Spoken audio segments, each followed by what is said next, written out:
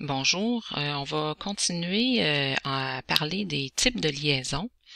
Alors, d'emblée, je vais vous demander de faire pause sur cette vidéo, le temps de vous préparer une feuille propre que vous allez pouvoir conserver pour vous préparer un outil là, qui va vous aider à déterminer les caractéristiques d'une liaison. Donc, lorsque vous serez prêt, vous pourrez repartir cette vidéo et préparer votre outil. Donc, tout d'abord, on va donner un titre à notre outil. Donc, comme je l'ai mentionné, déterminer les caractéristiques d'une liaison. Donc, tout au long de la vidéo, je vous invite à faire pause, là, le temps d'écrire les éléments nécessaires. Donc, tout d'abord, il faut savoir que pour déterminer les caractéristiques d'une liaison, on aura besoin de minimum 4 caractéristiques. Donc, toutes les liaisons sont décrites par 4 caractéristiques. On doit choisir une ou l'autre des caractéristiques, et ce, dans chaque paire. Donc, on a vu précédemment ensemble qu'il y avait 4 paires de caractéristiques. On choisit toujours un des deux termes. Donc, pour arriver à décrire adéquatement une liaison, on va, pour chacune des paires de caractéristiques, se poser une question. Donc, la première question est la suivante. Vous la notez. Donc, la liaison est-elle faite de formes qui s'emboîtent l'une dans l'autre? Donc, la liaison est-elle faite de formes qui s'emboîtent l'une dans l'autre? Si la réponse est oui à cette question-là, c'est parce qu'on est en présence d'une liaison directe. Si la réponse à cette question-là est plutôt non, alors ce qu'on peut vérifier, c'est est-ce qu'il y a un organe de liaison?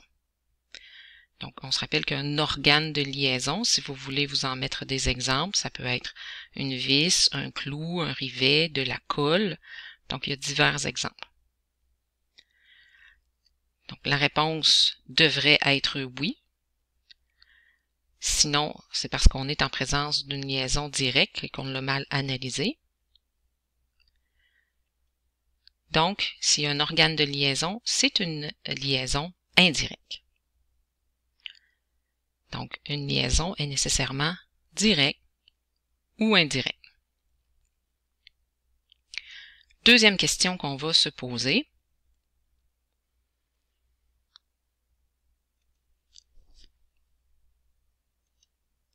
Donc, la liaison peut-elle être défaite sans rien briser? Et on peut mettre ici en gras, souligner, rien briser. Donc, il ne faut pas qu'on brise les pièces, il ne faut pas non plus qu'on brise l'organe de liaison, si toutefois il y en a un.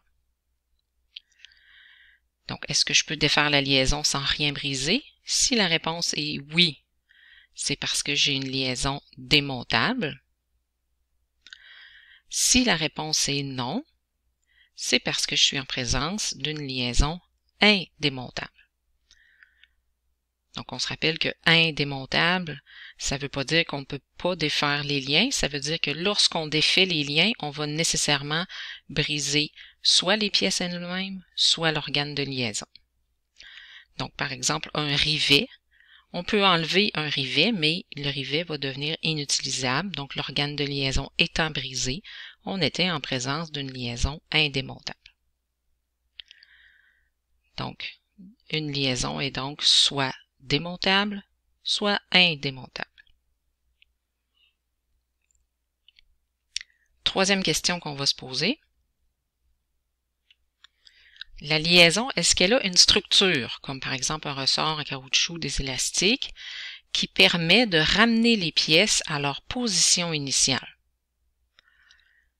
Donc, si on est en présence d'un organe qui s'apparente à ceux-ci, bien, on est en présence d'une liaison élastique. Donc, si la réponse ici est oui, c'est qu'on a une liaison élastique. Donc, je vous invite tout d'abord à vérifier, est-ce que c'est une liaison? Est-ce qu'on peut dire oui pour élastique? Ça va être plus simple qu'essayer de déterminer si elle est rigide. Donc, si la réponse à cette question-là est non, ben c'est qu'on a une liaison qui est rigide. Donc, la liaison est rigide ou élastique nécessairement.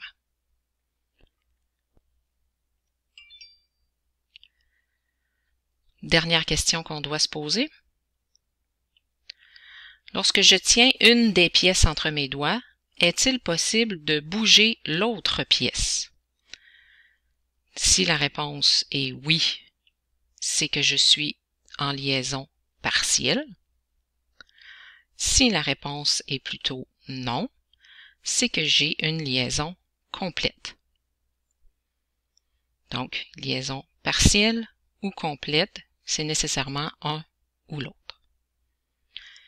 Donc, cet outil-là va vous être très utile là, pour déterminer là, chacune des 4 caractéristiques pour les liaisons. Donc, je termine cette vidéo-là en faisant un exemple.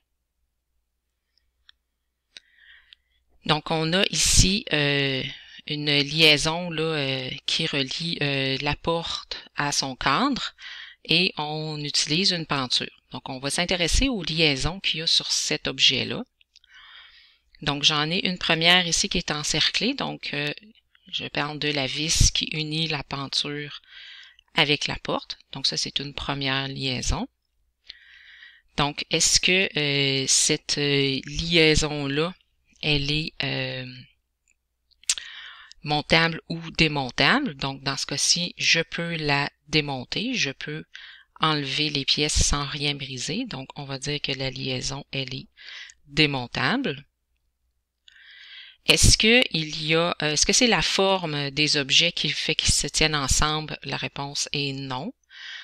Je vérifie, est-ce que j'ai un organe de liaison? Bien sûr, dans ce cas-ci, c'est la vis qui est l'organe de liaison entre la penture et la porte. Donc, liaison indirecte.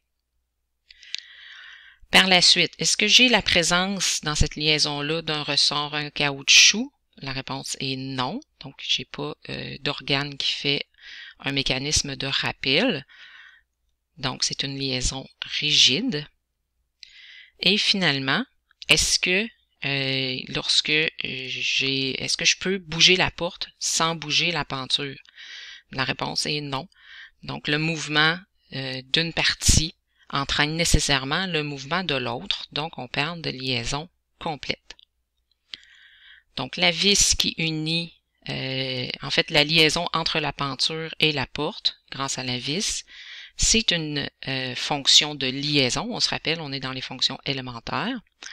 Et cette liaison-là, elle a 4 caractéristiques. Elle est indirecte, démontable, rigide et complète.